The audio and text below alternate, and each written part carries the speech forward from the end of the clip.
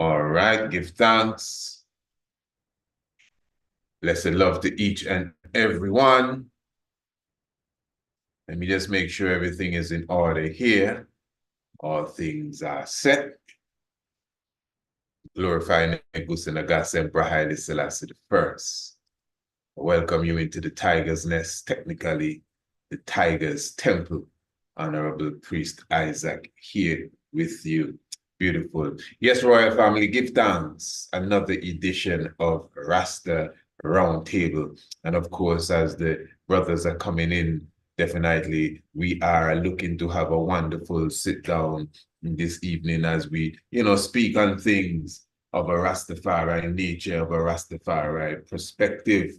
So even before we go any further in all things and doings, things, sayings, and doings, we glorify and we give thanks. So we definitely praise Rastafari in all that we have to exalt his name with at this moment, because it's all about praising the Most High. So we do ask that the words of our mouth and the meditation of our heart be acceptable in the sight of the ever-living eye as we go forward to fulfill such a work in his holy name, Holy Emmanuel I, Selassie I, Jah Rastafari. So we give thanks, blessed love, royal family, and give thanks to those who are already here. But as I would have told the brothers even before we began, just humble yourself. What we're going to do this evening, we are going to be having, I would consider, a very timely and robust discussion on the words of one Yogiraj, as he would have claimed to have met Haile Selassie I in 1982. Now, I myself, I will hold my beginning statements for after the presentation that we are about to bring to the family. And then we will obviously reason on the subject area.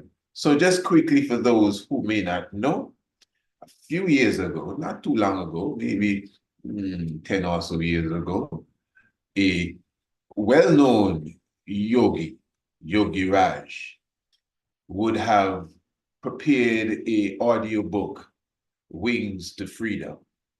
And in one of the chapters of his book, he would have spoken about meeting Haile Selassie in 1982 in London. Now, again, I would like to say more, but I would not say any more at this moment. I will just go straight into the presentation that many of us know. We would listen and meditate on it, and then afterwards we would begin this timely and very important discussion. Beautiful. Again, give thanks, Rastafari.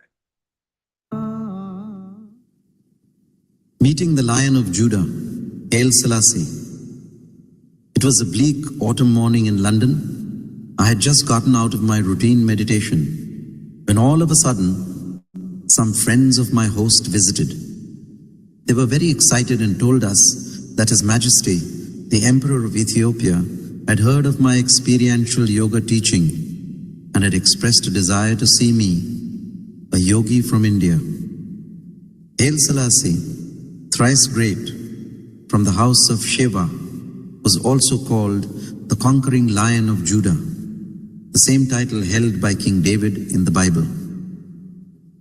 Selassie was 225th in descent from the line of King Solomon. Soon we were driving along in my disciples' Austin, Cambridge. Our guides, who had established contacts with the House of Ethiopia, were very happy to be party to this great meeting. I was told to keep this meeting a secret because His Majesty was a guest of the royal family of England, and for all practical purposes, to the African and Rastafarian religious communities, he was thought to have left his bodily abode in 1975. However, this was untrue, as I recall meeting with him 7 years later in 1982. Our guides took us to the residence on Great Portland Street. He stopped the car and entered a mansion-like home. There were two robust and ruddy men, all smiles, sitting at the reception. Scotland Yard detectives, I presumed. My guess was right, as they simply told us who they were when we introduced ourselves. He was obviously given the highest security of the land, since the king was a guest of the now late Queen Mary. The gentleman led us up a broad red carpeted stairway to a simple but tastefully decorated parlor with soft green furniture and carpet. The green room of the palace, I said to myself. I was used to all this green and pink rooms which were there at our own house in India. The butler came and asked us if we would like something to drink, but we declined. We waited for Haile Selassie, the king about whom my grandfather had told me many stories. It is said that Haile Selassie was a visiting board member of the League of Nations. This was the international organization before the United Nations had formed. During an international meeting, a miscreant drew a pistol to shoot the king. He did not move, but steadily looked the murderer directly in the eyes. Consequently, the man dropped his pistol and was led away by the security guards. After about a 20-minute wait, His Majesty the King entered. We all stood up and bowed. He responded to our bows and bade us sit down. He was accompanied by his grandson, a very impressive person, 7 feet tall and about 25 years of age. He was introduced to us as Prince Yaqub, pronounced Yaqub, as in Hebrew. He had completed his military studies in the National Defense Academy in Pune, my hometown in India. When pleasantries had been exchanged, cakes and pastries eaten, His Majesty arose, and so did we all, according to the royal protocol. He went into his inner chamber and requested me to follow. As we sat opposite one another, I had the opportunity to have a deeper look at him. He was about 90 years of age. His eyes were aglow with the experience of life. His stoic head was held steady on his sturdy shoulders. His hair was curly and white as snow. When I peered into his heart, I saw his truly majestic and lion soul. Oh, what a sight! What a man! Truly great men do not have to show what they are. They are what they are, I thought. I was 38 years of age then. He asked me if I could perform a havan, a fire ceremony for him and his family. I consented to do so, but told him of the smoke, which may cause a fire alarm to go off. He made all the arrangements and also informed the Scotland Yard security guards. And so we got underway, preparing for the sacred fire ceremony. I told the king that in ancient times, around 7000 BC, a great king from India called Mahandata had performed a stupendous havan in the Congo basin in Africa. This was mentioned in the Purans, of course. It's a metaphorical saying that the sand in many parts of the Congo resembles holy ash. However, it is interesting to note that it does appear that sand is the remnant of an ancient fire ceremony performed by the king Mahandata. He showed a great interest in ancient history and told me that there was a trade via the Silk Road between Ethiopia and India before Cleopatra's time. It was during the time of the Queen Sheba of Ethiopia that Africa learned a lot of the spiritual law and spiritual techniques from India. This was later passed on from Ethiopia to the Egyptians. I was deeply intrigued to hear this from the king, who himself was a deeply spiritual and divine soul. In India, we call such a soul a Mahatma, or a great soul, like Mahatma Gandhi. Such souls visit our earth rarely. Many interesting things I learnt that day from this great king sage, who reminded me of the ancient King Janak of the Ramayana. I told him that Bhim, the Pandava prince and cousin of Lord Krishna, had married a girl called Hidamba from Ethiopia. As we talked, all the preparations for the fire ceremonies were made. The clarified butter, the rice, etc. I then proceeded to perform the Havan for the welfare of humanity and for spiritual progress to all.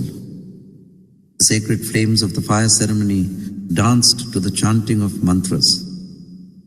All those present were engulfed in the holy ambience as we rejoiced in the Spirit of the Lord. After the sacred ceremony was over, His Majesty was very touched. He and the Queen then showed me what they needed to show me.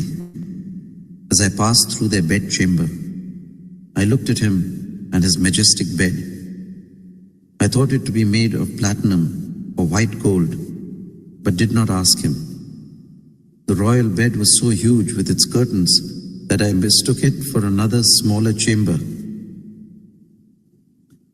Upon his showing an interest in the science of yoga, I gave to him the yogic Hamsa breathing technique, which he practiced successfully. 6 months later, he telephoned me in India and told me of the spiritual well-being and sound sleep he was able to have after practicing the technique. All right, family. Give thanks to the life giver and the keeper of life. Before we make any comment on this, I think I would like to share this very important message.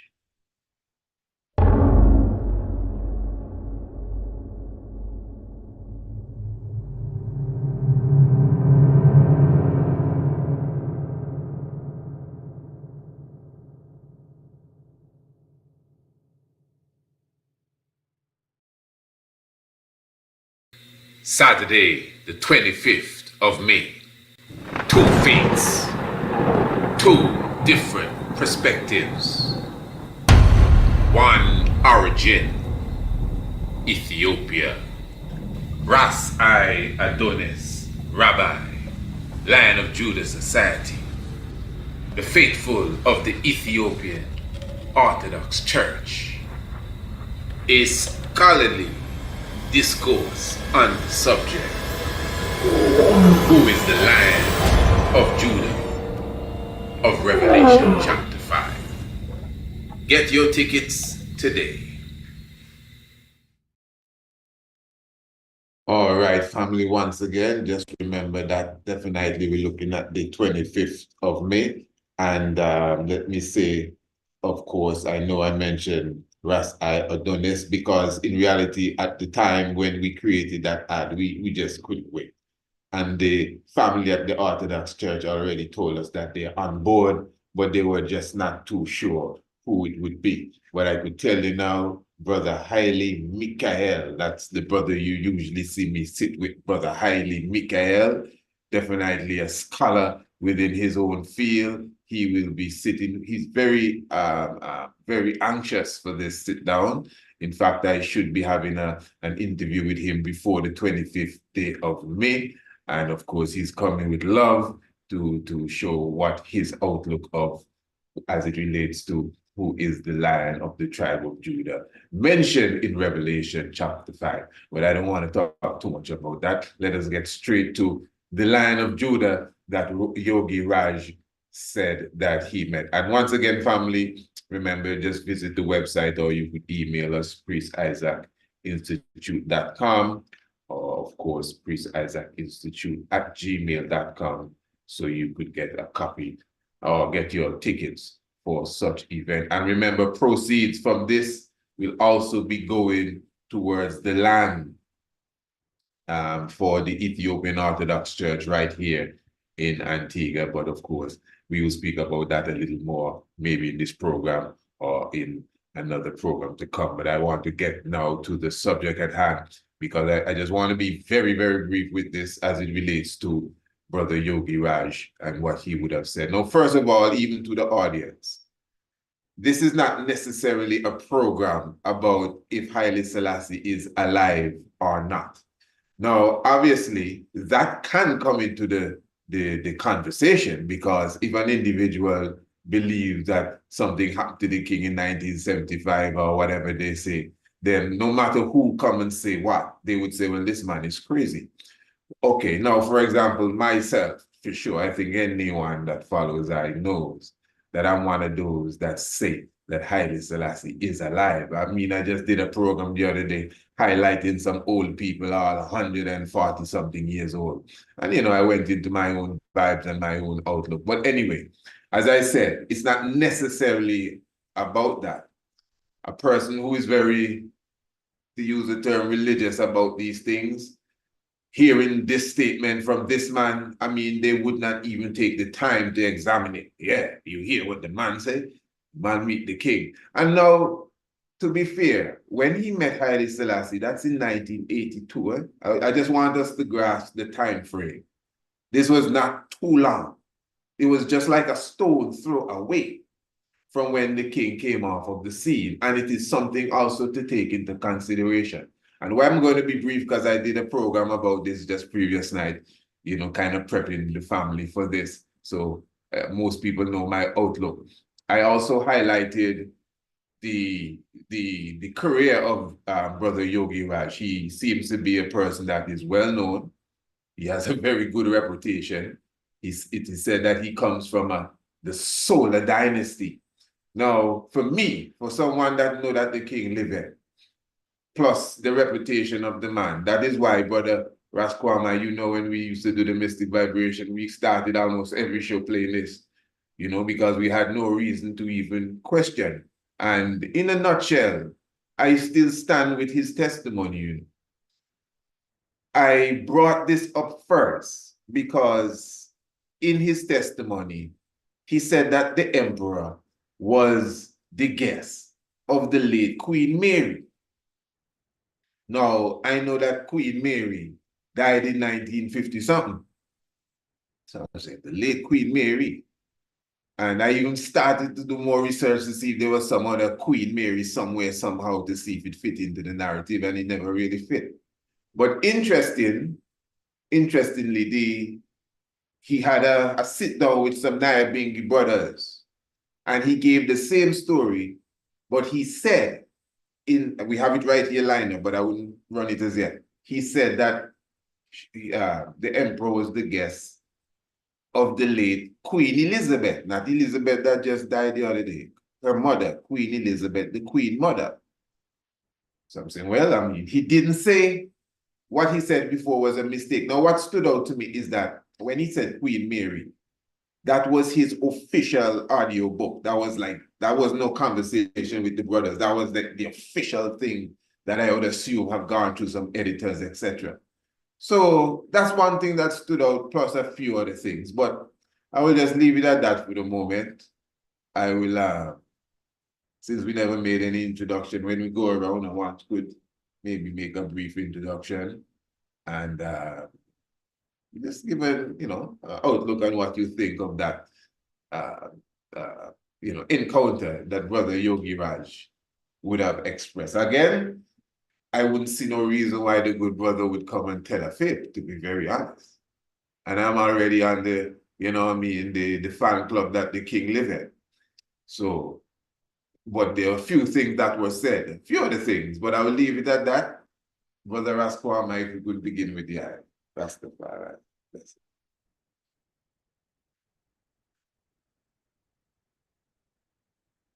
I think your mic is muted and I will mute mine.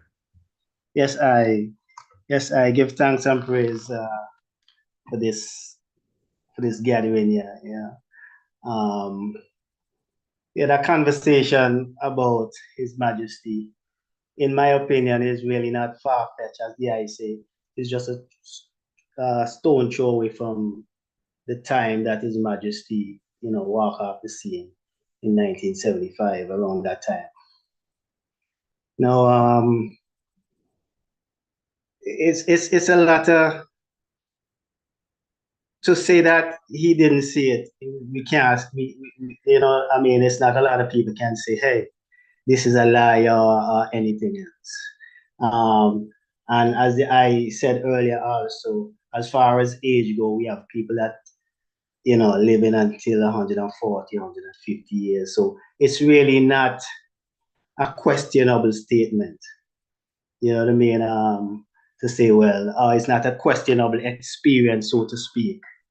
But what I can remember around 1996, though, I'm just giving the idea from my own experience. I think 96, 95, 96, around that time, I think Irma has passed through Antigua. And I, as a young Ras, was held audience with him, with Babalaga and other ones and ones. And, very curious and so, about His Majesty as far as His Majesty living. I'm asking the question. I was saying it soft. Hey, I wonder if I can ask him the question if he think that His Majesty is still alive. You see. And I'm saying that, very soft. And Babalaga pushed me ahead and say, ask the question. So I put up my hand and I asked the question. I asked her, I asked the question. I say, hey, do you think that His Majesty can die? And the kind of answer that he gave me was very diplomatic in a way that, he was truthful to his experience that he was not in Ethiopia at all, and the family was already out of Ethiopia. And so he was speaking about what he have heard about the whole incident. And he said that, from what he have heard is that his grandfather was strangled. But to answer my question, no, His Majesty can't die because one like the I, which is I and I, he will live on in I and I, you see. So, I mean, to go against what the gurus say, we can't go against it. It begs one question though, round table family, it begs one question because, and I'm not saying that His Majesty can't appear to anybody, but His Majesty is immortalized and will live on forever and ever, even through I and I, as Irma has told I in around 1996.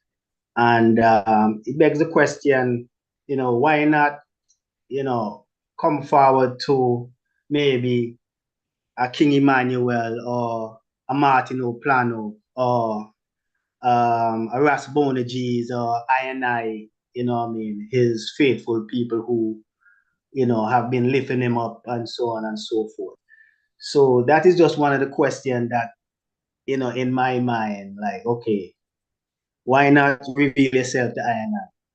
Of course, we have heard stories about His Majesty showing up in Shashamani years after also. I don't know if I ever see this photograph that was going around with the person that they purport to be His Majesty having some dreads and so on and so. But nobody can really validate that. You know what I mean? But there are deeper questions to be asked about, whether or not His Majesty in the physical is still around or not. It's a deeper question and there's a lot of implication. But for now, I just rest it right there and just turn it over to the rest of the family. Let me ask that quickly before. Go ahead. Yeah, glad I brought it when the prince was here. The other prince that was with him, first of all, who that was again? And was he the same prince that was with him in Barbados? Two questions. Yeah, they had two of them in Barbados, but it was her Maya that passed through Antigua. If I can Hermias was in Barbados too. Yes, sir. Yes, sir. Yeah, in And I can't remember if you 1998. went with the same prince that was here. I remember everything in at Yeah, Kimber's place. Kimber's place. Yes, sir. Yeah, I'm in there too. Yes, sir. Yeah, I remember everything. I don't remember the question that you asked. I don't know if it Yes, was in sir. front. Yes. But Yeah. so I just wanted to know if that was the jack-up that Yogiraj talking about in the video, in the thing that was Oh, 7 feet tall. yeah, no, man. So, Yeah, it's okay. All right. True, my lord. True, I know Rasta I said it now. Blessed love, Rasta Donis and blessed love and Comoded. Any one of the eye that maybe want to step up and Comoded like the elders to talk first, So Rasta Donis if you want to. What's the name of the elder in the wilderness? It's Abba Kidos, the uh that Rasquam I was speaking of. I don't remember his name. We did a whole program on him. Yes, The I think the name of that Holy One of Saint Abba Caduce. Yeah, Caduce. yeah, Yeah. Kidos, yeah. Yes, my king, blessed love to the eyes.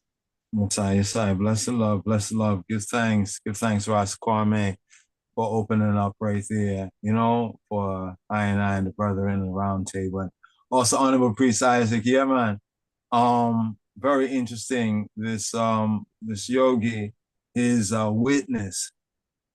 Well, I heard the most powerful thing a person can do. Sometimes we try to convince people with facts or evidence, but the most powerful and the most honest thing we can do is testify, to give a testimony. And it's kind of hard to argue unless you was there with someone's testimony. Unless you were there to say, well, I saw something different, you know? However, from his testimony, I kind of received his testimony amongst a lot of other testimonies personally that Iman had received based on what Rastafari, in the early days of Iman tried, what they said concerning the king, and then also what certain Ethiopians said, what was revealed in media accounts. I just noticed a lot of the divergence of testimony and witness, among the various different parties, those who were there up close and those of us who were close in the spirit, but further in location. And it reminds me of like the Gospels. It reminds me of what we read in the Bible, for example. And in considering His Imperial Majesty, the Haile Selassie, I would say based on his declared faith, that as it says right here, it says, verily, verily, I say to you, if a man keep my saying, he shall never see death. And then we have in this John 6:51 and elsewhere, 3 times in John's gospel, it speaks this way. Even one place it says that even if a man die and he have this faith, this conviction, this credit, this persuasion, he shall live. So from that perspective, I would ground my witness to our Abba and Father and King of Kings, Godfather and King of Kings. Even one. Yes, that he lived. However, something you mentioned, Honorable Priest, Kahanya Yitzhak, when you said, even before and even here, concerning the Queen Mary thing. Even myself, after I heard your audio, you shared an audible, and you said the same message here. If the audience gives thanks for that, otherwise I would have brought it up, but you brought it up to the people, like concerning you looked up the Queen, maybe some other Queen Mary. Yeah, trying hard to find this thing out. After I heard the audible, and while again here tonight, I did this again. I looked up, I said, Chan, there's a Queen Mary of Denmark, but when I think she's come in 2004 over there. So it can't be she. Who Queen Mary? I said, wait, maybe you talk about the Queen Mary, the boat. The boat is named Queen Mary. Maybe Queen Mary 1, Queen Mary 2. You know what I mean? So she died in 1953, right? Born 1867 or something like that. It's curious. It's curious. Even the part in the audible that you play, I don't think I heard his audible book. I might have heard it, but this is very clear, the audible book here. And he said something about their bedroom. He's describing their bedroom. That's the next thing all by itself. Yeah, I said, why this? On a certain level. I must admit, as Rastafari, it's good when we in faith, in spirit, and in truth, and in true faith declare something. And then it's like the people who deny and say him dead, them contradict themselves. What was kind of questionable, and I'm happy to have this discussion, is that those who say he lived, we have to question some things too. You know what I mean? In fact, that's deep. not That's so much deep. not so much he lived, but this witness. That's deep. I'm thinking from the beginning, he said he was in some high, yogi ceremony. So, maybe on a certain level, it was visionary. Maybe it could have been visionary. I'm not trying to dismiss it or try to trifle it, but when you said he met with the brethren, he clarified that it was, what did he say it was, Honorable Priest? What did he say it was? He said Elizabeth. Did he say it was Elizabeth instead of Mary? No, he said it was Elizabeth, the Queen Mother. Yes, the Queen Mother. In fact, I was actually trying to scope that video out so we could hear that with his voice. He actually said it was Elizabeth, the Queen's mother. But interesting, because he referred back to his book. He said it happened in 1981, and then he looked around to someone and said, "It's 81 or 82?" And then the person said 82. He said, "Yes, it's 82." And then he went on and he told the story. And yes, he mentioned Elizabeth, the Queen's mother, but he didn't say it in a way like, "I made a mistake in the book," etc., etc. And the spiritual knowledge In went fact, from I'm going to share it. Okay, yes, sir. Christians did not have this knowledge. This is coming from, you're not hearing it yet, don't worry. But it's coming from To get to the eternal Fairly space. Mason, and I don't think there will be any issue Because in the sharing of it. they were Okay, sitting down and getting it straight from the YouTube. now welcome in my heart, So Fiery Mason, all credit of and your fire. I had the good Fortune and good opportunity to meet the great spiritual being. No, it's a bit soft. It's not, this is actually the recording, but if we listen good. I had the good fortune and good opportunity to meet the great spiritual being called Haile Selassie. He was called the conquering lion of Judah. Conquering lion of Judah. So this was a great opportunity, and I felt very humbled, and I felt very joyous at the same time to have met him. This was in the year 1981. I think I mentioned it in my book. I don't know exactly. Was it 81 or 82? Not 85, 82. And that time I was very young, and he was in it, nearing his 90s or something. But he was, he had expressed desire to see a yogi from India. And that time I was in London, and I was teaching near the Great Savoy, where His Majesty was staying in Portland Street. And he was a guest of the Queen Mother. Yeah. Not this Queen Elizabeth, but her mother. So he was the royal guest. And there are many stories which are, this is coming in the way through. I mean, basically, he goes on and tells the story that he really told in the book. But that's the punchline there as such. So as he said, his words, he was the guest of Queen Elizabeth, not this Queen Elizabeth, her mother, which is Queen Elizabeth, the Queen Mother. Queen Mary is Queen Elizabeth's grandmother. Grandmother, yes. Now, all honesty, he said even in that audible, softly I could hear, speaking softly, I heard him say that, he was very young. He's very young at the time. So, when we are, in our younger tribe, there's all that zeal and exuberance and everything, perhaps.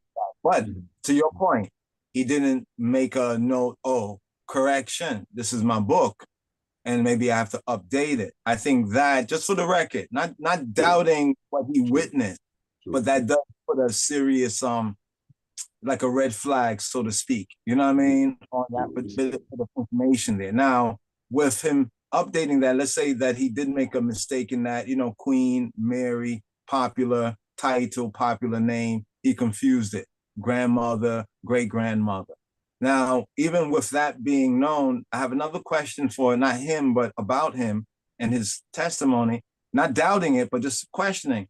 Didn't His Majesty meet other yogis at other times? I think that there is with all those visits to India and China and Japan, you know. Yeah, so it's interesting. And shamans in the US, in the Indian Reserve, we met shamans that are those counters yogis. He got the feather hat as a chief.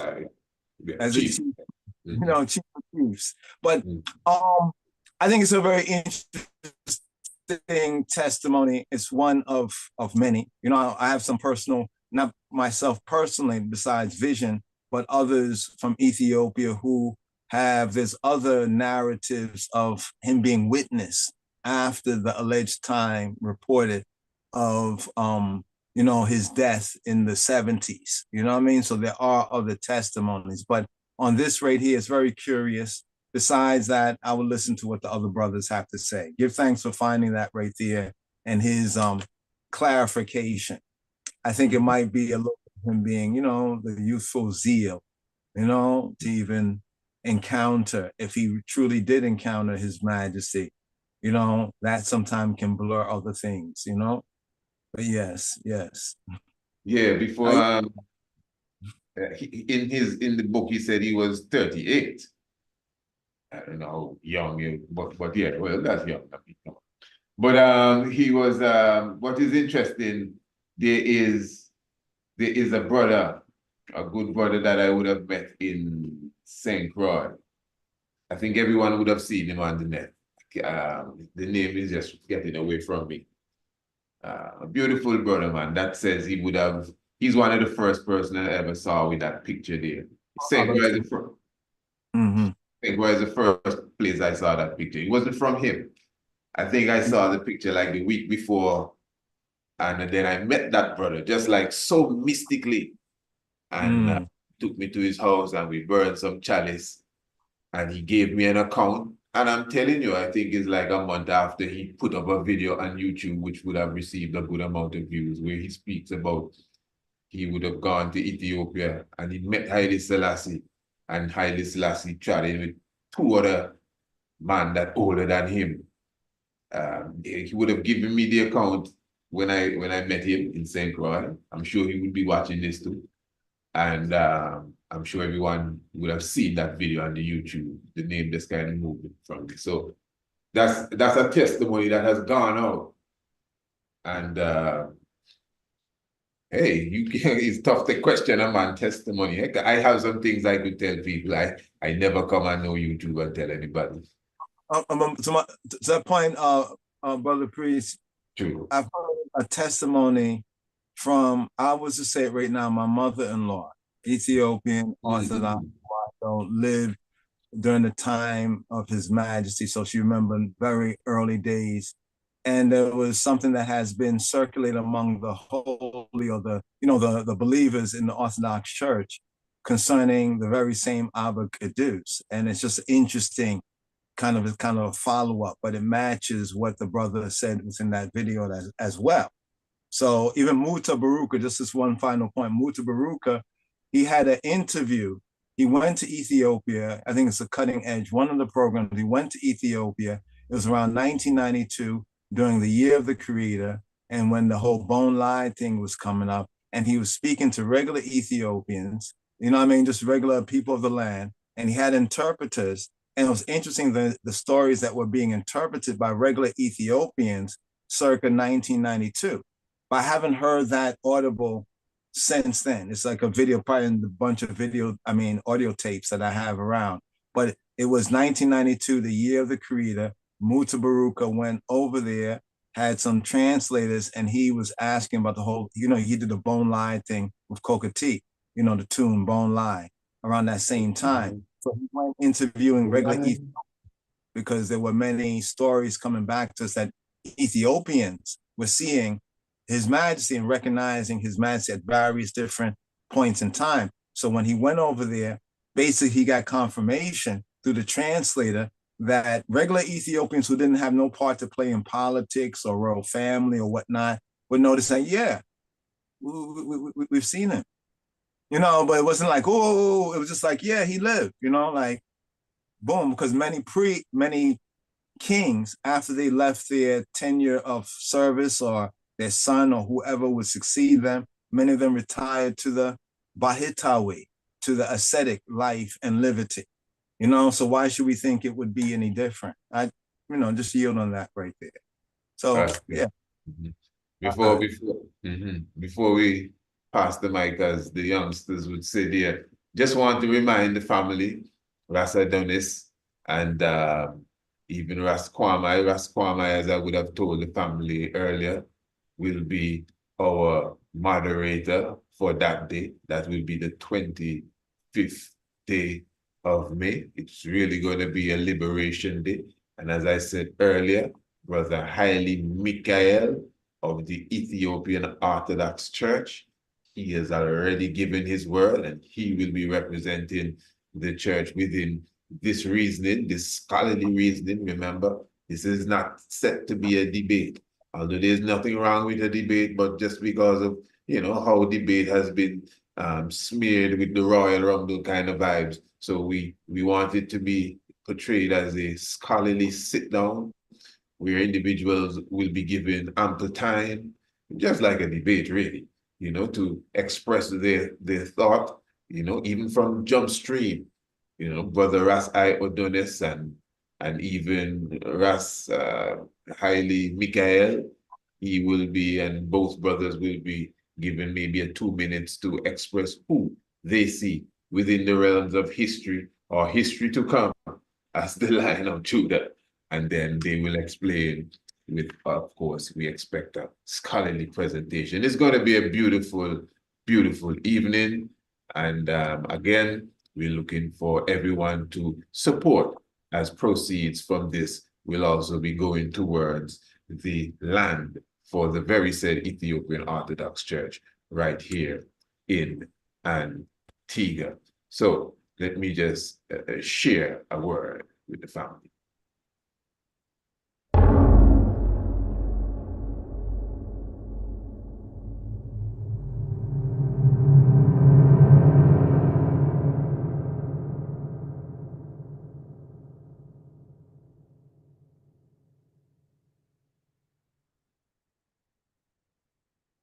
Saturday, the 25th of May. Two faiths, two different perspectives. One origin, Ethiopia. Ras I Adonis, Rabbi, Lion of Judah Society. The faithful of the Ethiopian Orthodox Church. A scholarly discourse on the subject. Who is the Lion of Judah of Revelation chapter 5? Get your tickets today. All right, family, you know what to do. Priest Isaac Institute.com, priestisaacinstitute.com, and get yourself in order. Of course, it's the master himself, the Honorable Prince Almasi, who would have created that video. So give thanks for the master, the blaster, for the work. Ras Isaac, blessed Lord. Ras Isaac. Yes, Rastafari family. Share with us. Yeah, greetings. As a matter of fact, I don't have a lot of thoughts on that, No problem. And the question that comes to mind really when I consider the event, 'cause it's an event he's referring to. I mean, he referred to a lot of different people that was at that particular gathering, apparently. And so the question that come to my mind immediately, has anyone else from that gathering came out and make any declaration or anything of the sort? Like the Scotland Yard and Even like he's talking about the grandson, for example, Jacob 7 feet tall. was present and so forth. Have you ever heard any of them people from around that circle speak about this event? No. And he say, and this event, he's bringing this public now, like what, over 20 years since since that actually happened? I don't know. I can't, as the man then say, you can't really shut down a man's testimony, particularly if you're not in there. If you're not there, you really can't shut it down. But it's a curious. Let me just put it in there. One quick question before you continue, just since you bring it up like that. Anyone really know of Jacob? Is there a Jacob that's 7 feet tall? 7 That's feet. Well, I don't know about the height, but I know of this grandson Jacob because I see different information with him. He seemed like among all of the other grandsons, he seemed to more closely align with Rastafari. I think he have dreadlocks too, if I'm not lying. Oh, okay. Oh, is that one? Okay, that brother there. I think okay. So I would think this is a brethren that he's referring to, that particular grandson, because there was some talk that, as a matter of fact, that this particular grandson is the one who actually taking over the reins.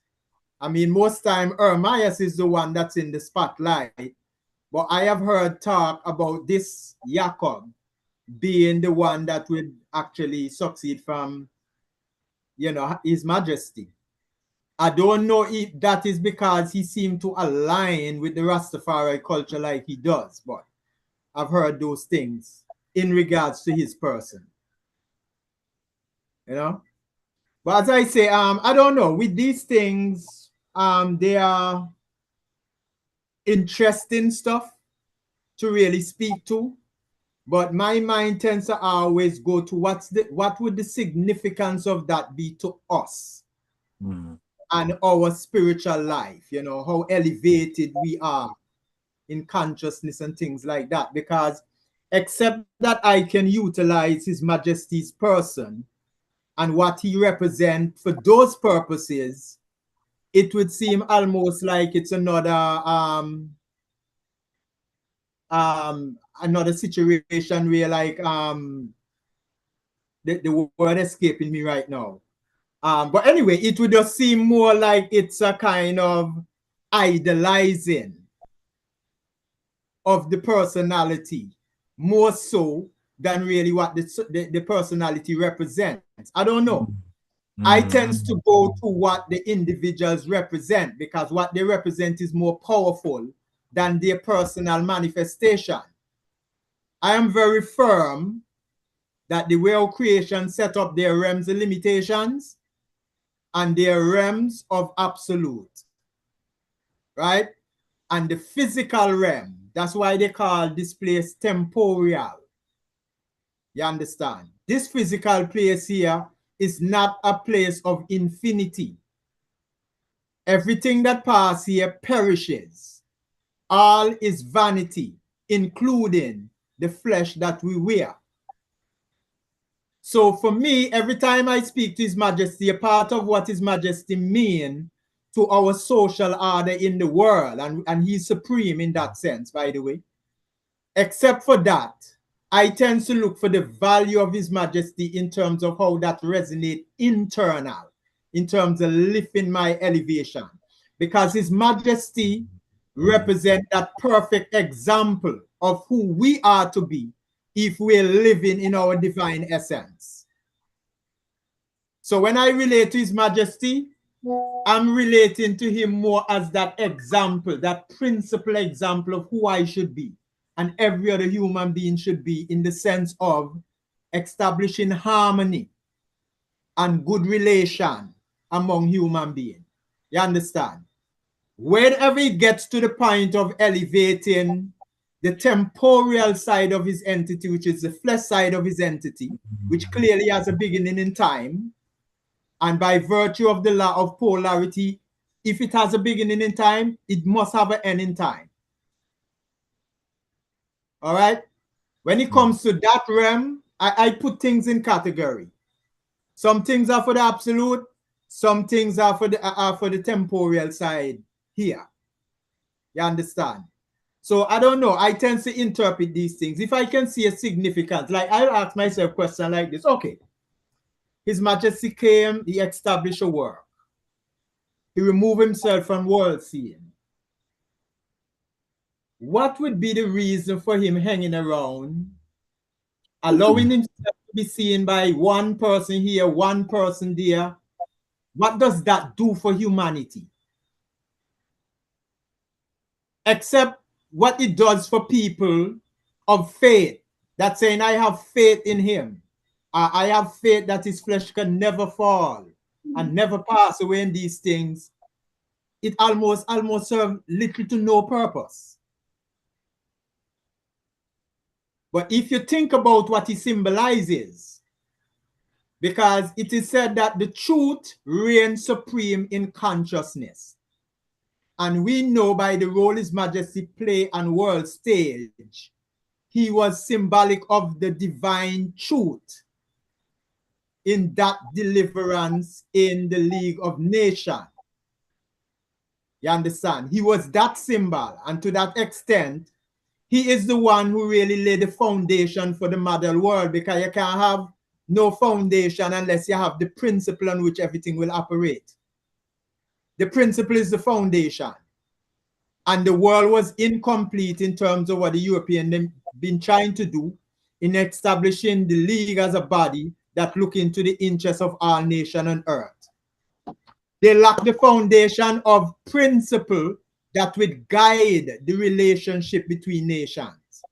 Because remember, prior to that appeal, conquest was the order of the day. If I'm stronger than you, I beat you and take yours, and everybody else in the international arena accept that it's now mine. Just like what they did with Mussolini for that 5-year period that he occupied. They pretty much accept that Italy legitimately now controls Ethiopia. The European community pretty much accepted that. And what principle was that accepted on? The principle of aggression. I'm stronger than you, I beat you and take yours. Now that obviously cannot be an order that bring about peace and justice among people and nation. That is not a principle for the world to operate, and that a chaos. So when His Majesty bring in the order of international morality, that will bring security and stability in the social arena of the world. That's the foundation of the modern world. Nobody can argue that. Me, you answer the man that come and argue that. Because you can't take back what done unfold in history now. And nobody else can make the appeal that Selassie I make now.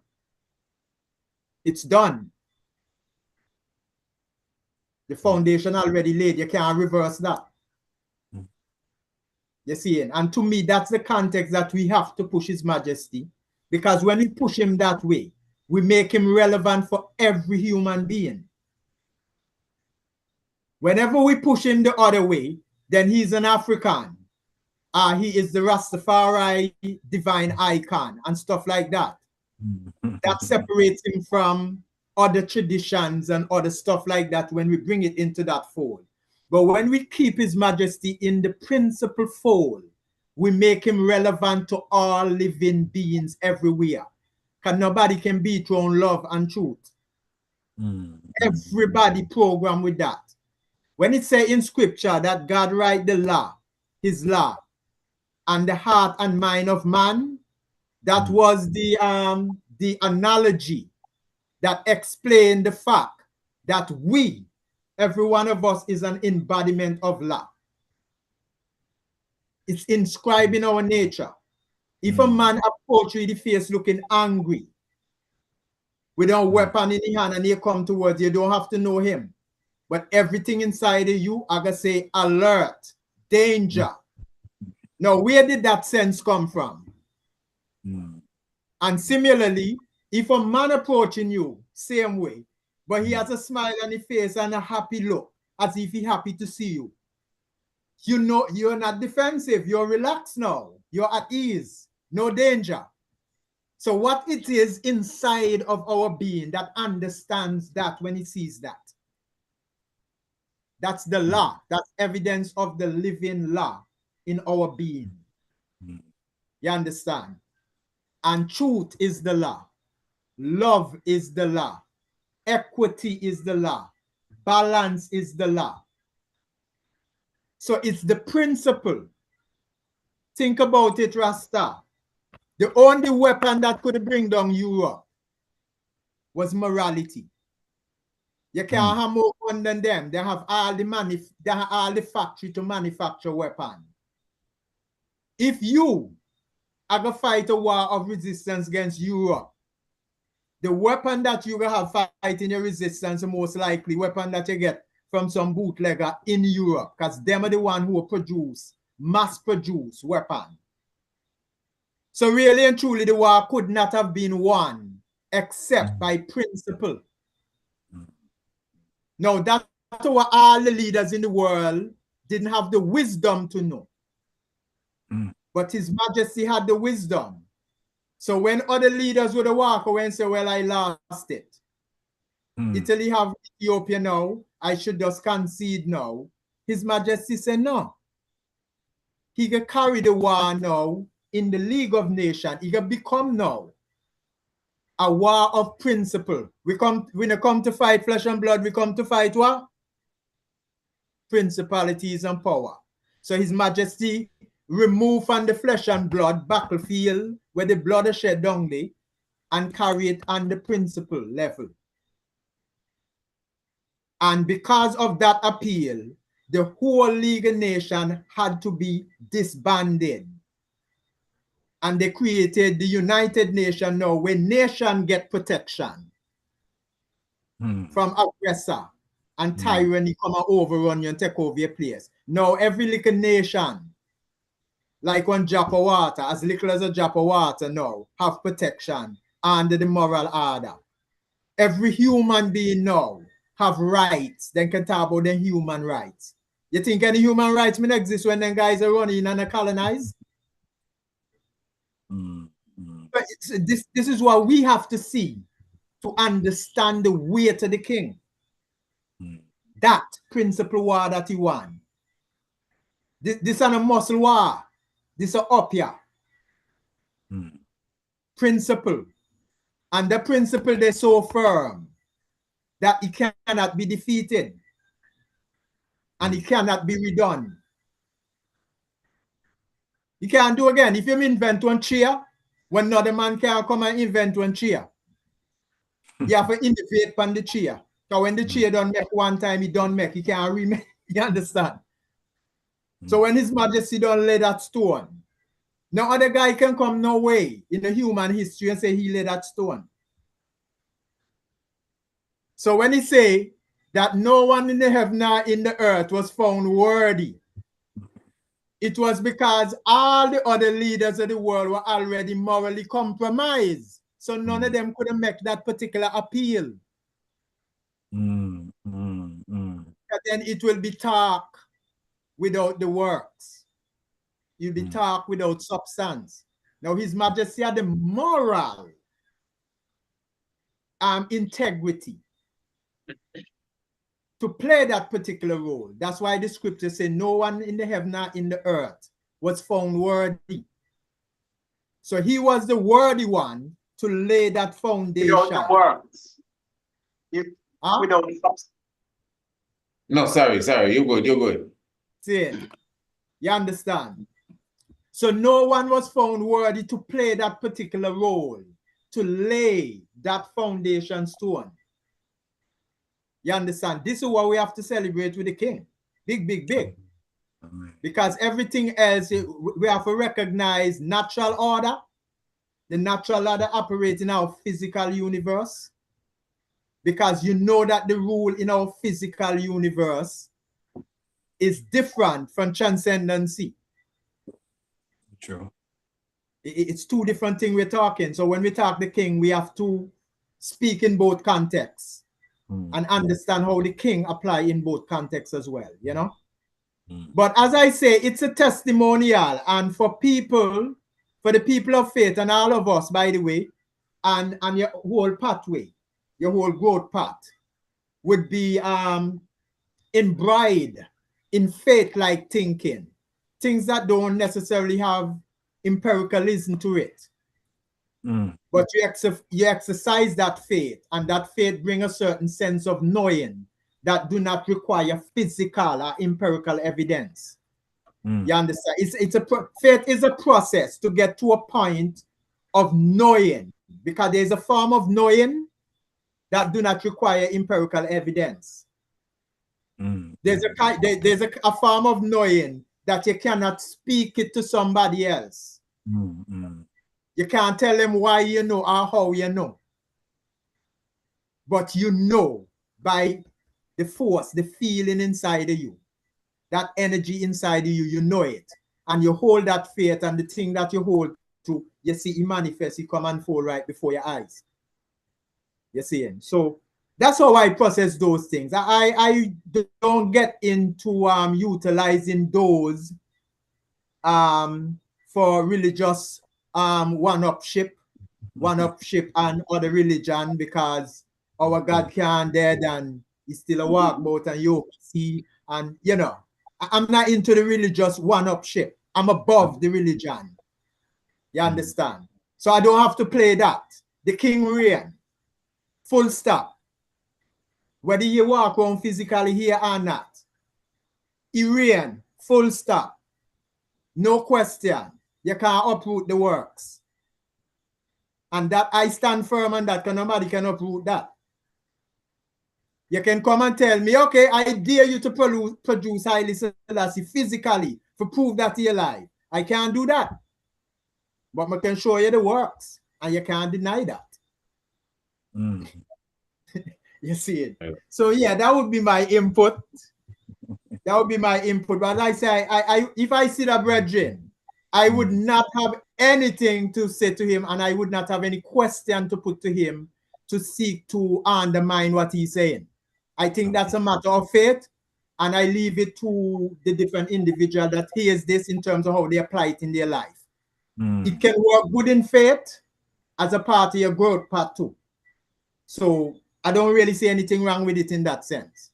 It's just where I'm speaking from in terms of, you know, levels and maturity in the whole thing. But it's not something that I would want to shut down or shame or belittle any person who say that they hold to it. I would not want to do that. That's a faith matter. And you know what the king say about faith? You know what I mean? You respect that thing. No one have the right to question another man's faith. You know the thing. His Majesty said it. You know what I mean? So we, you know, man, reach up, me align myself with the maturity of that thought. Yeah. Respect.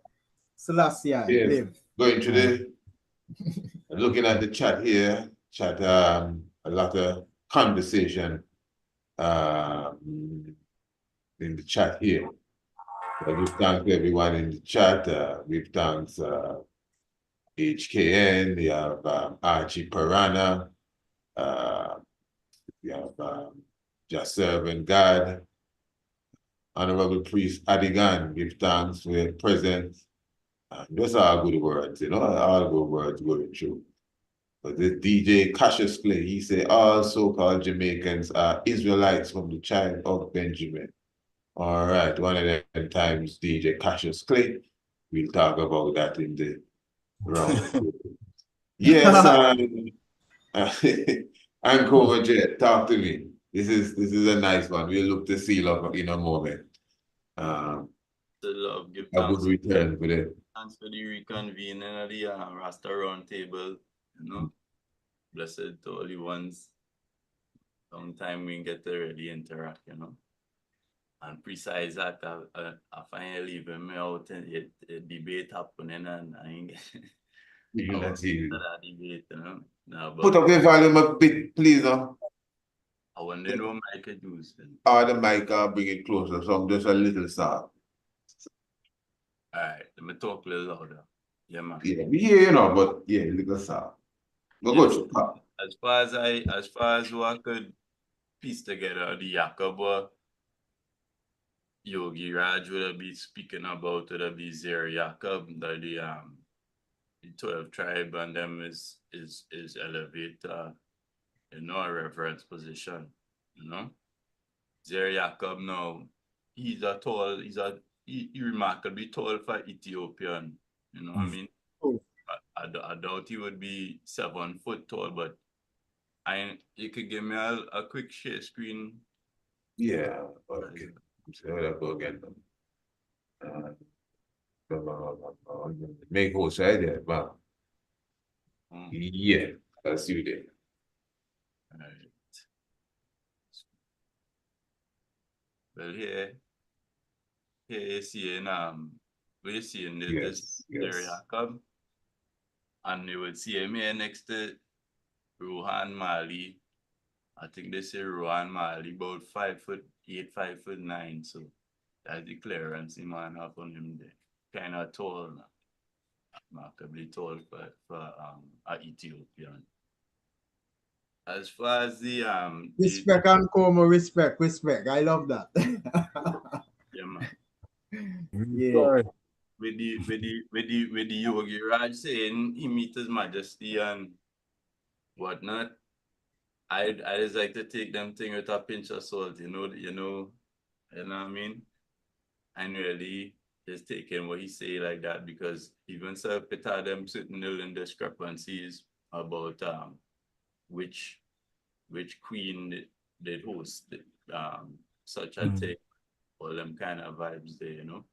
And then too, when I do a quick little background into some of the other claims of the Yogiraj, he's saying that how he is the reincarnation of Genghis Khan, and he also saying some other kind of outlandish things. What to me was sounding outlandish now. So I take what he's saying with a pinch of salt. You know what I'm saying? Yeah.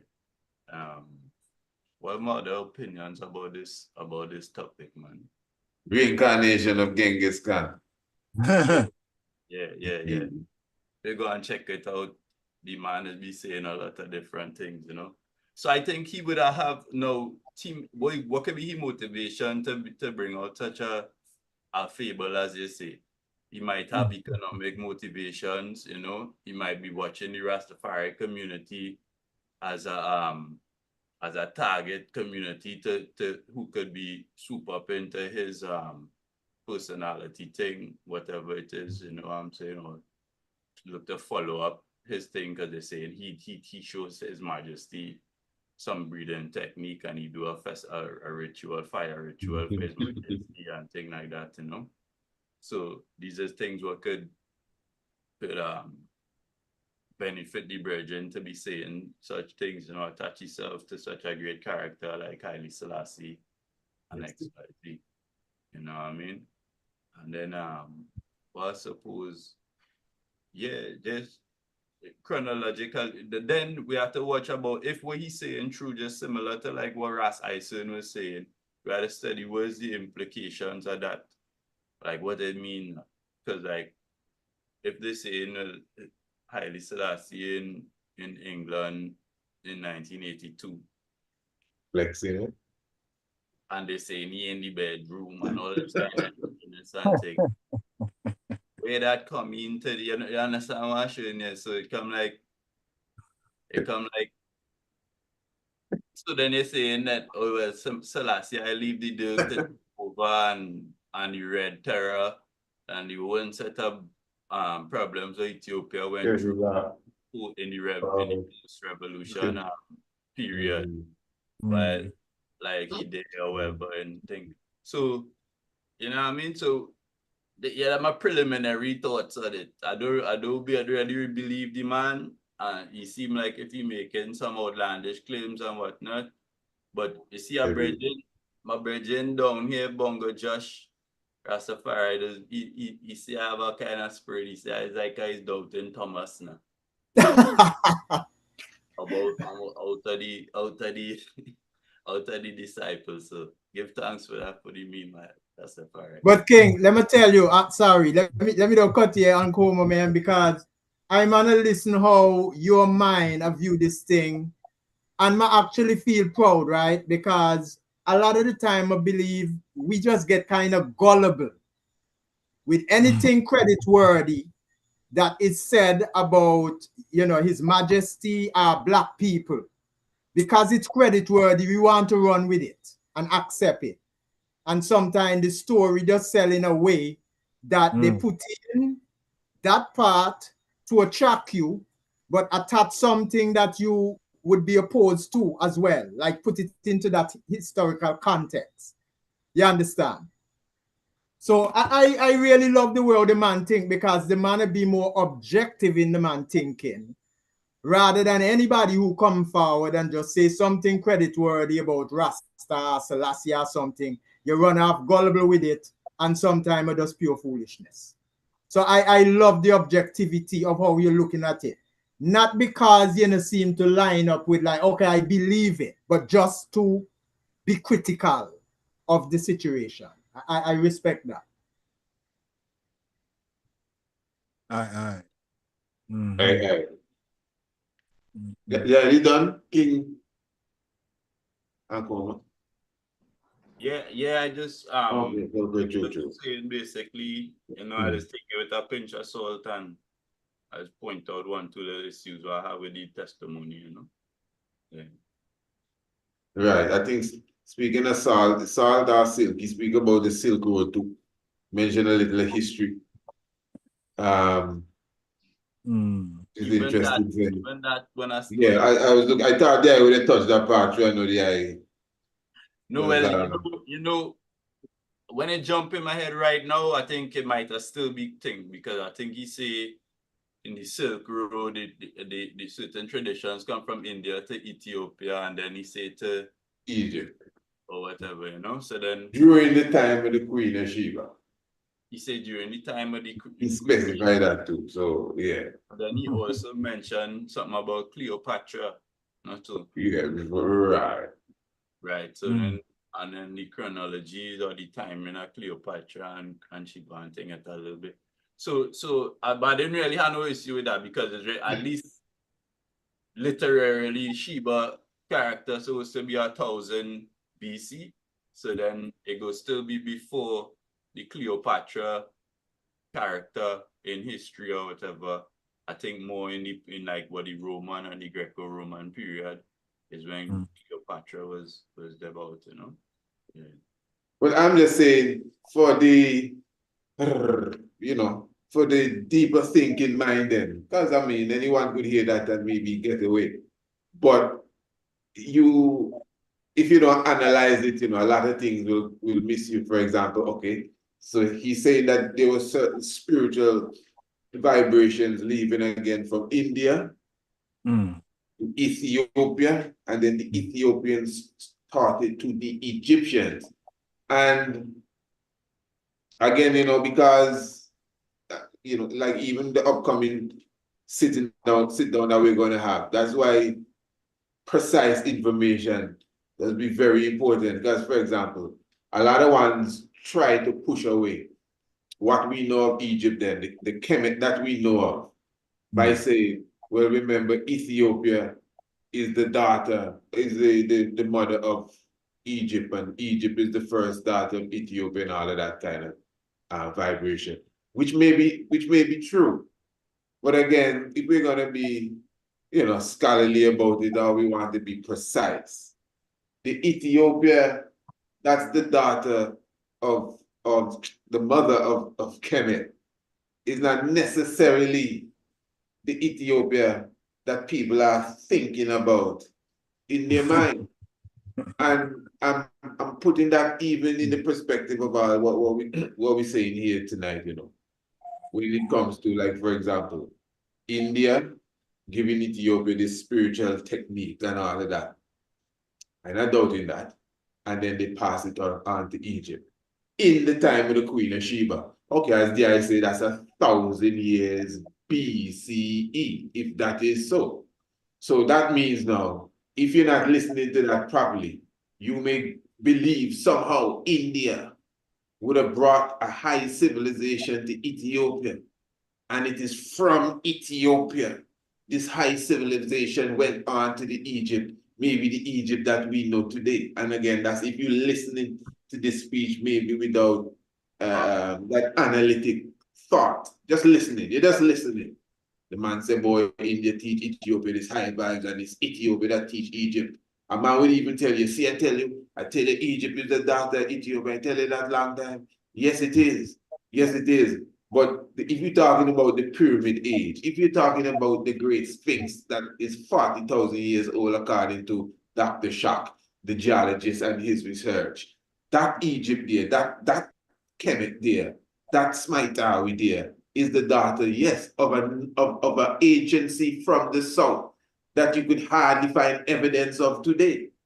But if you're going to tell me Christian Ethiopia, as we know it today, is the mother of ancient Egypt, because that's the thought frame, you know. I don't know if you're getting me. That's how an individual will bring the argument, especially if they're trying to dismiss Egypt or try to dismiss the pyramid age or try to dismiss the dynastic period. So I would say, as a researcher, I would have picked up that in the brother's discourse as well, from India to Ethiopia to Egypt via the Silk Road. And again, it's deeper, you know, because it comes back to, I would just say this sincerely, that a lot of the African culture would have been preserved. And this is not just thinking fancifully, you know, this is well documented.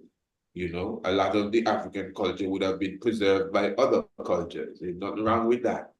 You know, whether it's Kung Fu, because it is, we have the facts here that it is Bodhidharma who would have visited China to bring forth Kung Fu to the people, whether it's them ancient art of yoga, you know, because we understand the Kemetic yoga, we see that with our eyes, but yet still everyone knows that the Hindu tradition would have held on to yoga strongly. So a lot of our arts would have been preserved.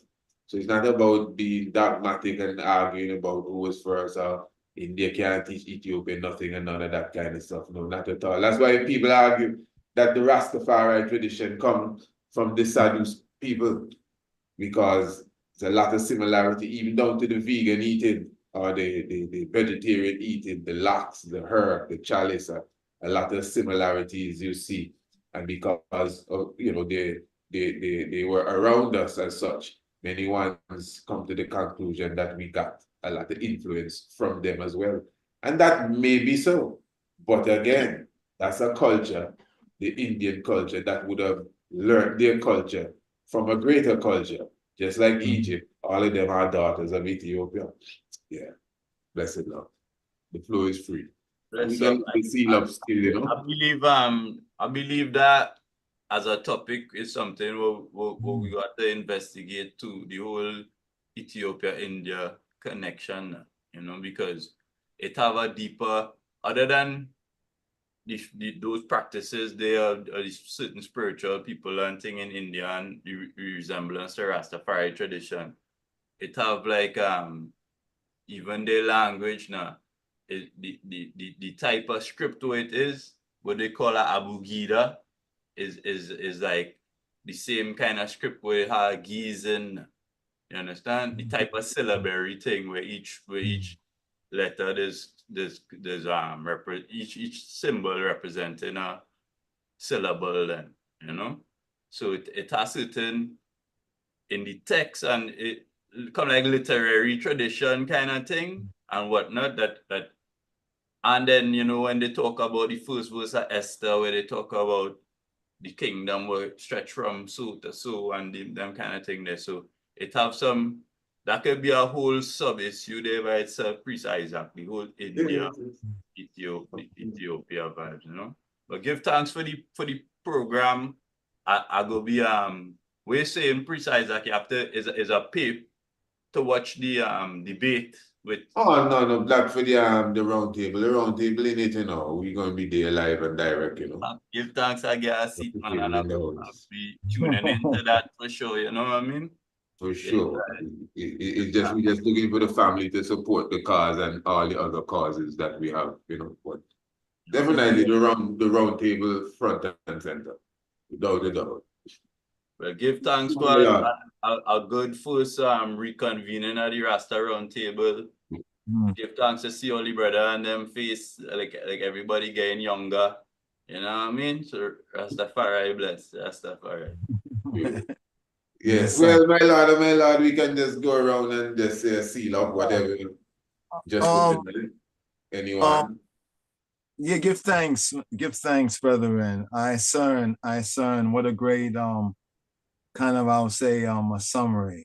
You know, when I write a book, I would like the I to do a foreword. I like how I summarize that and express, you know, that point there. Also, Uncommon Jed, yeah, man, the I said it right there, you know. It was good you seal up with that right there. But to the point that you just on about the discussion concerning from India to Ethiopia via a Silk Road. Which Silk Road? The Silk Road to ancient Egypt, ancient Tawi, called, you know, Kemet by some. Ethiopia, Kush, Nubia. I know that's what you was hinting to, priest. You know, when you were saying Ethiopia that ones call it, because if I'm correct, one's outsiders were referring to as Abyssinia and His Imperial Majesty during the time of the fascist Romanist, you know, invasion. He said that the name of this country is Ethiopia. And of course, one would say, you know, the whole thing about whether it's Greek or whether it goes to ancient Ethiopic terminology the Greeks heard and interpreted into their language. But where do we mean by Ethiopia? I think this is a very important discussion and to clarify, you know, that what's called even biblically Ethiopia is not so much the Judeo-Christian Ethiopia we would say of today, historically with empirical facts, but it's Kush, and then we have Nubia. So I think we need to explore that right there. You know, the whole, what comes from Kush? What comes from Nubia? You know, the Tanesi. You know what I mean? And what comes from Tobia or Titiophia, or what the Greeks called Aethiopis. You know what I mean? To really put those things into context, because there might be some, but a lot of things kind of get just like confused. You know what I mean? It's to come out of confusion. So to explore that, I think is a more better follow-up to it as well. I would love to have a reasoning with the round table on that, because just to identify what are we talking about. You know, when we say Ethiopia in the beginning, that's according to the King James translation of the Bible. It's like Easter. You know, when they say Easter, because the King James Version, there's one place in the King James Version where it says Easter. That one place in the English, the underlying word is Pascal, which comes from the Hebrew Pesach, but everyone talk about Easter. You see what I'm saying? Everyone gets misdirected along Easter when even in that time it was referring to Passover. You know what I mean? So these disconnections, knowledge and facts need to be clarified. So I would love to have that discussion and see what empirical evidence and what evidence we can bring to the table on that. But as far as the yogi, yeah, it's his testimonial. But I think I will share the words of Ankoma Jed as we get younger, renew our youth like the eagles. But I would just tweak it and say, with a couple of grains of salt.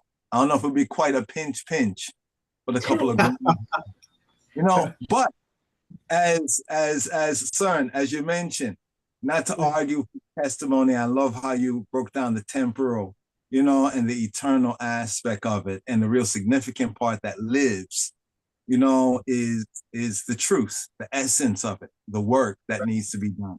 This is how we say that he lives. And when they say, Rasta, where's your deity, God, or icon. It's in us. It is us.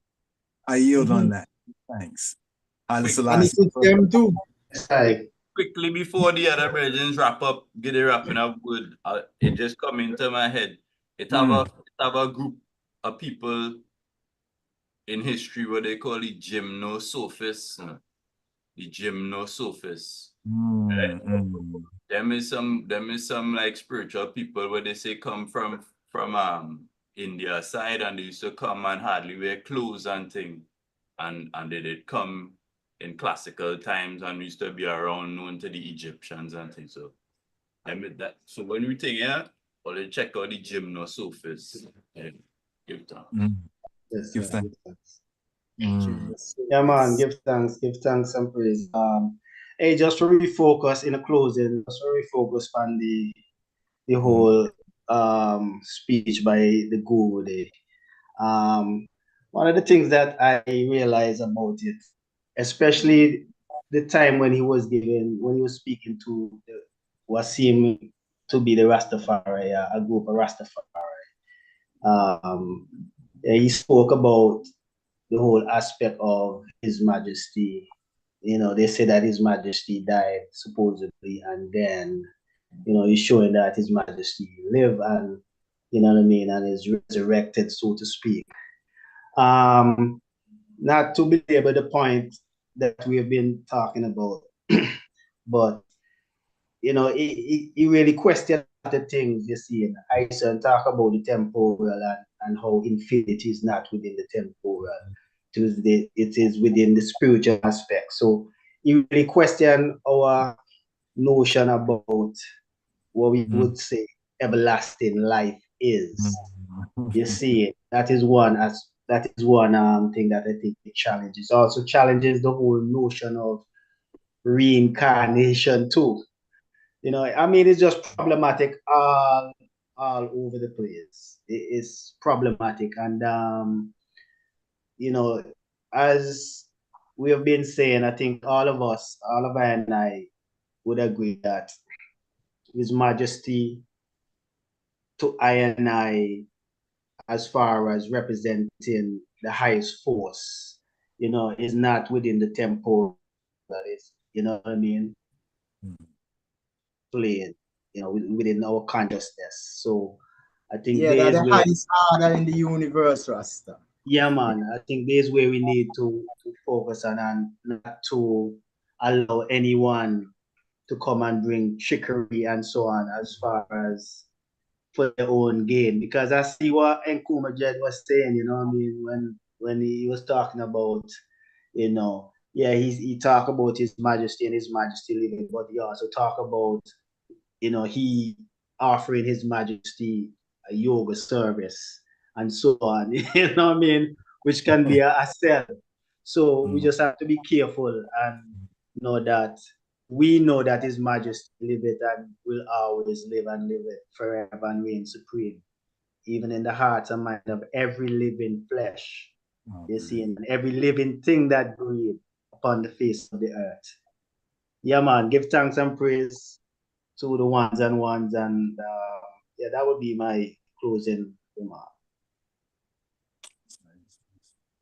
Bassem? Yes, I. Well, likewise, we just round up on that same way, because I'm on trod forward, right? Because the man don't know, because you know we reason a lot along the way, you know what I mean? But I man move with a certain sense of understanding my generational responsibility in this game here. You understand? And one of the things that dawned on me early in my growth, as I man start grow in certain ways, I man start coming to conflict with the foundation ones and them. You understand? The elders and them and so forth. And I man used to even question why man go, man wonder if I man go astray and all kind of things like that. But I learned one thing along the way that make me follow the truth as it was revealing to me. And that is, God do not come to group, He come to individual. So now that enables me now to act upon what is being revealed to me in my understanding. You see? So as I man go along, even though the mainstream of the movement might embrace a certain way of thinking, when my own walk, my own experience tell me no, it is actually this. I man put confidence in that against the masses, and I man advance that truth. You understand? I man think that I every generation have a role to play in lifting the level of overstanding, in bringing out the deeper meaning to things. Every generation have it. And this program, since this program started, the round table, basically the vibes, the levels that been pouring out of this forum, being of that generation that I bring out the deeper things, building on the foundation that the elders and them set. You see, you have ones in the movement tends to have this attitude of almost a worship the elders and them, idolizing the elders and them to the point that they are abandoning their particular duty and work as a generation, trying to mimic everything that the elders do and telling themselves that they're being dutiful and most right. You understand? But every generation have a work to do in rising the level of reason as we go forward. You see, and to me, round table, I bring that kind of level. We bring out different aspects of this thing. You understand? We break it down into metaphysics, you know, we go in the bingy. Most of them houses there and meet this kind of level of education and conversation going on. You can be more religious. You understand? You can be more on that antagonistic level with this Babylon vibes and fight, and you know, that energy. And that energy have a place, you know, because all of us walk through it. You know what I mean? I like the youthful exuberance to an elder position who more Tai Chi and more slow, but you can't touch it. You understand? You see it? So all of us go through it. It's a part of the growth part. So I might know and shut it down because I'm right there, go on with all of that same way. But we grow and we increase in overstanding. And when you get better overstanding, you have to apply yourself according to the overstanding you have. And you must have the courage to follow the truth that revealed to you personally. And not go against that truth because you're trying to align with what the masses are vibe. Because if you do that, then the envelope will not push forward. You see? And the envelope must push forward. The bill must continue. Generation after generation upon generation, the bill must continue. So you can't have a generation come and say he put on for he black on the thing. He decided he can sit down on this one that the elders and them put and be comfortable. If I am elder and I teach a set of you the truth that I man see at this point, right? And I move on, and them youth are in their living experience come to learn that some of what I taught them was not altogether true, it was partly true. It will be remiss of them not to add on the other piece and what I do, but to say, no, you don't touch what the elders do. You leave it just like that and you repeat it. It's tradition. I man as an elder, and some kind of you do that when they're supposed to take the responsibility and lead this thing, I would be disappointed in them to do that. So all the worship of me, it'll be for naught. Because it's not me. You see, it's not about me, the elder. You understand? There's a thread, a common thread running through the generation going so. Assume your responsibility, move with confidence, take up the leadership. You're now in the time when knowledge increase. You have plenty more to your hand than the elders were exposed to. So use it. Use the wisdom and everything that you learn from the elders and move with confidence and where changes have to be made, even in the bingy yard or whatever, make it and make the thing better and more relevant to the time. For you to take the position that no, this is tradition, you don't change it, that's ignorance. You understand? Now, if the tradition is not affecting negatively in any way, you leave it alone, of course. But if something needs to change, you in the time here and now, you change it, Rasta. So I love the kind of reasoning and the kind of leadership that coming out the forum in how we thinking, how we vibing, how we being objective, how we being mature in our discourse. I'll get heated, we settle down, love, respect. We close the chapter, we move peacefully, everything I read. The energy come for good for reconvene at another time. You see? That's the mature, that's the example we're showing here. You see? Simon just want to put that in. So I'll want to hold the strength there because this level of reason and vibes that we're pouring out here, this is for the generation, Rasta. You understand? This is for the generation, the now and the forward. You see? We're continuing the work. We're bringing in what we've been endowed with by the Most High in terms of insights and everything. As each we go our way looking to different information, trying to make Rastafari better. You see? So, yeah. Love and respect for all one, full circle. Rastafari. All right, bless it. That's right. So next Big round. up Rastafari, big up Rastafari. Oh yeah, Rastafari. Big up Rastafari. Yes, I. He had a different mission tonight. He told he with the yogi thing at all, eh?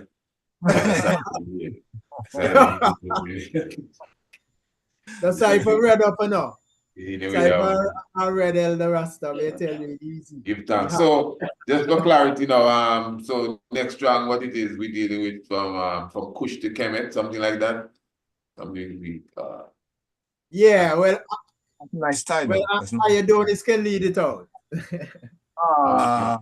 What was the title? But Ankoma, what's the title really? Like India, Ethiopia, Egypt, something of the sort? I was just talking about Egypt. Nile or something, so you know what I mean?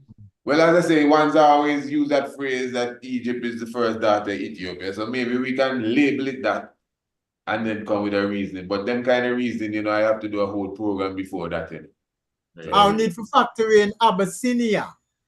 And you know. Well, no, but what I'm saying, but you see, that's just the title, But within that title, right, is a lot of different layers. That's the thing. It's not no simple thing.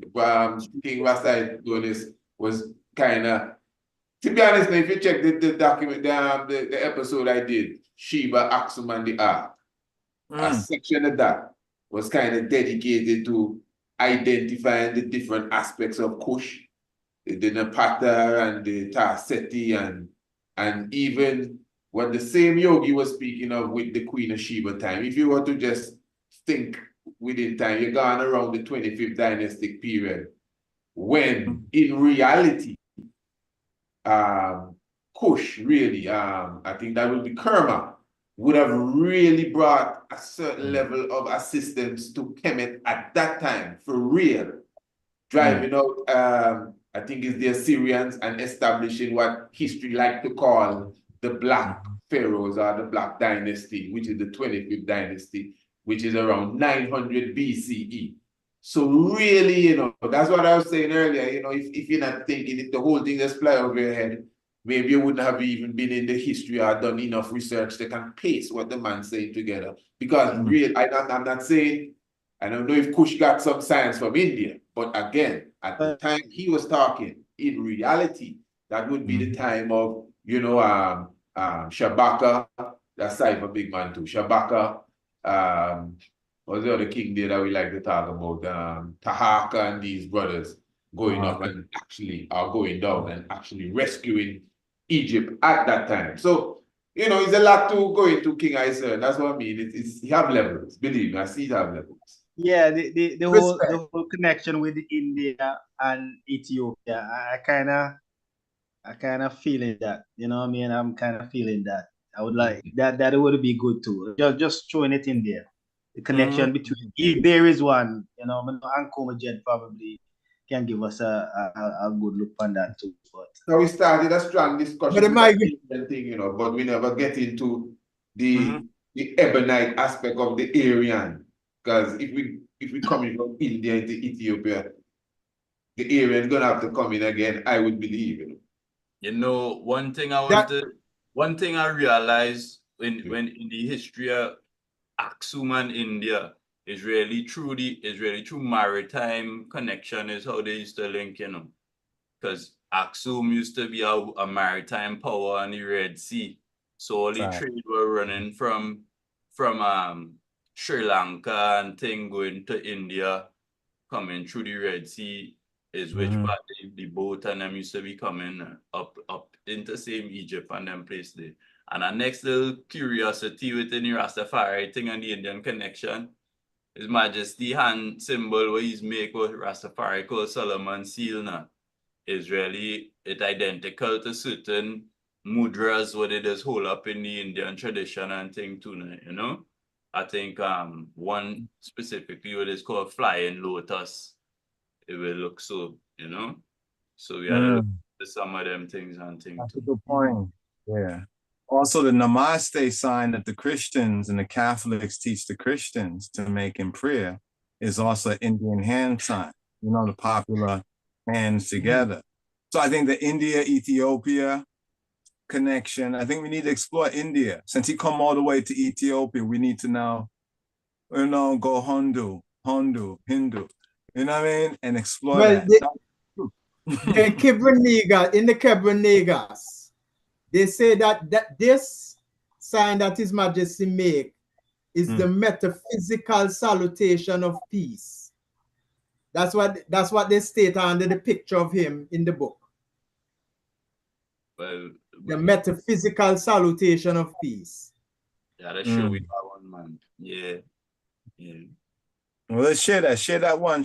Let's explore it. I think definitely the India-Ethiopia connection, I think that can segue, we can kind of clarify what direction. Where's the Silk Road again? Isn't the Silk Road further north? That's a land bridge. Coming through.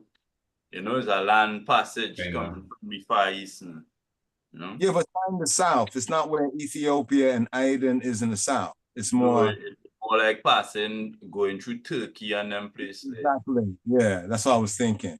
You know, but I think India is a great civilization too, and there's a lot that's unexplored that can fit in the pieces of Bible on one hand, and also of Ethiopia, but not quite as the Yogi. I think Yogi kind of just was starting the conversation. I think we have to fill in some details, you know? Yeah. But the Yogi said, you know, the Yogi run county.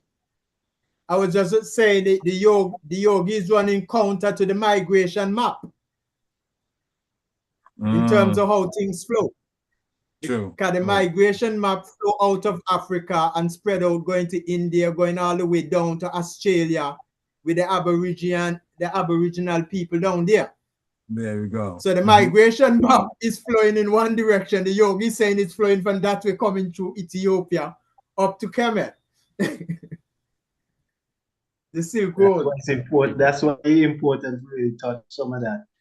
Yeah, man. True. What the point I was making, I remember the point. But anyway, we will go into all of that next time around, and we'll surely be able to you know cipher out that whole, I say cipher again, that whole link with ancient India. And so ancient India, we're still in Ethiopia and we're still in Kemet. That's how we do it, right? Yeah. True. Yeah. The Right. trifecta, India, Ethiopia, Egypt. Should we do something like that? Yeah, the trailer, man. I think because I already started to see the link.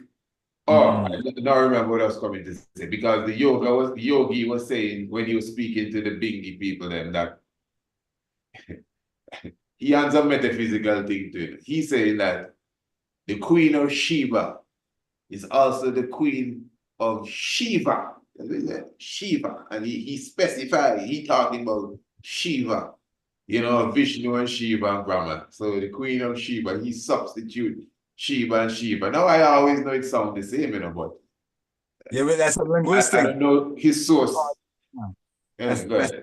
linguistics now. That's getting into linguistics. That side. is interesting. Yeah, well, hey, Because the V That is can be interesting. the V can be produced even in Hebrew, a sound that sounds like the V from a soft B. and I we heard said that right on this pro with Bex and Vex. Yeah, I heard in some parts of the Caribbean. I don't know if it's Antigua or it's in Virgin Islands. Sometimes when they say a B, a soft B, it sounds like a V. But then also a V sound can come from a W. So it could be Sheba or Shewa. Shewa, Showa. Okay, I'm gonna leave it at that right there. And In other Shiva words, always look like a woman too, But it's metaphysics science. You see, that's the difference. You see, when you understand this metaphysics science, it doesn't sound that complicated. You try to fit it together and know that it will fit somewhere. But when it comes hardcore history, you start to deny and say, well, how Shiva gonna be Shiva? That makes sense to you? Well, depends on what level you're looking at. Yes, royal family. We give thanks. And I think you still have to give me back the host. And then I elect. So family, yes, so the 25th of May definitely is gonna be a royal sit down. I should have a sit down with the good brother not Ras really, but Haile Michael. And I'm hoping to have that interview with him again Saturday evening, so we can continue the discussion on who is the Lion of Judah of Revelation 5. You never know, I may bring him in on the round table next Thursday, and we just have a reasoning with him instead. But let us see what happens. Don't worry. Let's make this good, guy. Yes, family. Blessed love. Yes, sir. Until we reason again. Blessed are the first. Blessed. Thanks.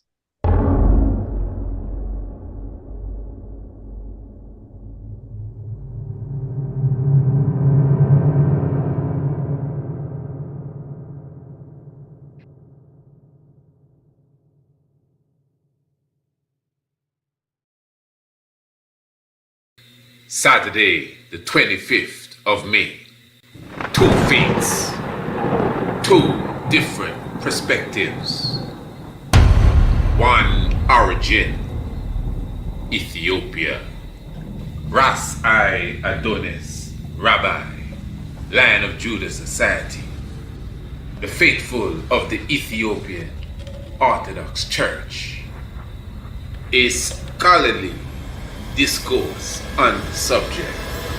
Who is the Lion of Judah of Revelation chapter 5? Get your tickets today.